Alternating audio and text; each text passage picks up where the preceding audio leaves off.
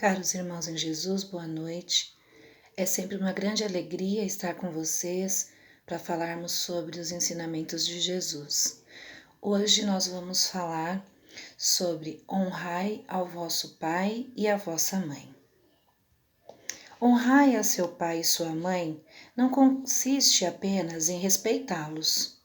É também assisti-los na necessidade, é proporcionar-lhes repouso na velhice. É cercá-los de cuidados como eles fizeram convosco na sua infância.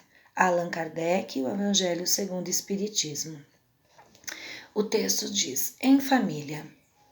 Aprendam primeiro a exercer piedade para com a sua própria família e a recompensar seus pais, porque isto é bom e agradável diante aos olhos de Deus. Paulo. A luta em família é problema fundamental da redenção do homem na Terra. Como seremos benfeitores de 100 ou 1000 pessoas se ainda não aprendemos a servir a 5 ou 10 criaturas? Esta é a indignação lógica que se estende a todos os discípulos sinceros do cristianismo. Bom pregador e mau servidor são dois títulos que não se conduam. O apóstolo aconselha o exercício da piedade no centro das atividades domésticas. Entretanto, não alude à piedade que chora sem coragem ante enigmas aflitivos, mas aquela que conhece as zonas nevrálgicas da casa e se esforça para eliminá-las, guardando a decisão divina a seu tempo. Conhecemos numerosos irmãos que se sentem sozinhos espiritualmente entre os que lhes agregam ao círculo pessoal através dos laços consanguíneos, entregando-se por isso a um lamentável desânimo. É imprescindível, contudo, examinar a transitoriedade das ligações corpóreas, ponderando que não existem uniões casuais no lar terreno. Preponderam aí, por enquanto, as provas salvadoras ou regenerativas. Ninguém despreze, portanto, esse campo sagrado de serviço, por mais que se sinta acumbranhado na incompreensão familiar. Constituiria falta grave esquecer-lhes as infinitas possibilidades de trabalho iluminativo. É impossível auxiliar o mundo quando ainda não conseguimos ser úteis nem mesmo a uma casa pequena, aquele em que a vontade do Pai nos situou a título precário.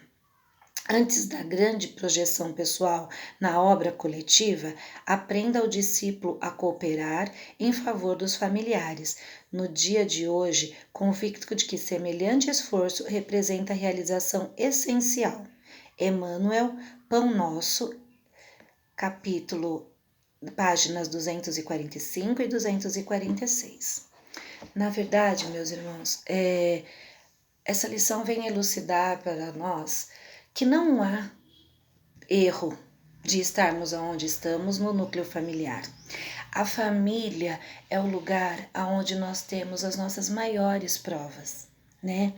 Eu costumo dizer que se nós refletirmos a simples premissa de que este homem e esta mulher nos deu a oportunidade de reencarnarmos para que a gente possa continuar a nossa missão do nosso crescimento espiritual, nós já devemos a eles total respeito. Pai e mãe são seres sagrados. Então, nós temos que, no mínimo, respeitá-los e tratá-los com carinho, com compreensão, quando eles chegarem no momento em que não consigam mais, por si só, fazer os seus afazeres, realizar as suas atividades, sejam elas domésticas ou não. E também nós temos que pensar naquele irmão que está dentro da nossa casa e que a gente não tem o mínimo de paciência, aquela tia que quando diz que vai vir nos visitar, a gente já torce o nariz, né? Então, como é que a gente quer fazer o bem aos nossos amigos, chegar numa casa espírita, se doar, falar sobre o Evangelho, falar sobre os ensinamentos de Jesus, se dentro do nosso lar nós não damos amor, não damos atenção, não temos compreensão para com as falhas dos outros? Todos nós temos falhas. Todos nós temos muito a melhorar. E o nosso ciclo familiar é a nossa maior escola. E muitas vezes nós não nos atentamos a isso. Nós damos rótulos e títulos aos nossos familiares sem mesmo pensar, compreender e entender também que ele tem uma missão terrena, assim como a gente. Quantas vezes a gente escuta: ah, faz muito tempo que eu não vejo meu pai. Ah, mais de algumas semanas que eu não vejo a minha mãe. Vamos parar para pensar na missão que nós temos de agradecimento com essas criaturas, né? Vamos parar para pensar se eu sou capaz de ser bom, de doar o meu tempo, de doar o meu amor aos estranhos, aqueles que cruzam o meu caminho. Por que eu não sou capaz de fazer isso dentro do meu lar? Isso já é uma grande reflexão, meus irmãos. Vamos parar para pensar. Se eu tenho esta dificuldade, aí está uma das maiores lições que eu vim para aprender. E não é fácil, mas nós temos que perseverar. Se eu dou amor, eu tenho que receber amor por mais tempo que leva. Se eu dou gratidão, em algum momento a vida vai me devolver essa gratidão. Não há prova maior do que amar os de dentro do nosso lar. Que nós possamos compreender, que nós possamos analisar de uma outra forma, que nós possamos ajudar ao invés de apontar o dedo. Por mais difícil que seja, dentro do nosso lar estão as pessoas a quem nós viemos para maior tempo dedicar e para maior amor a gente propor. Jesus amou a todos sem extinção.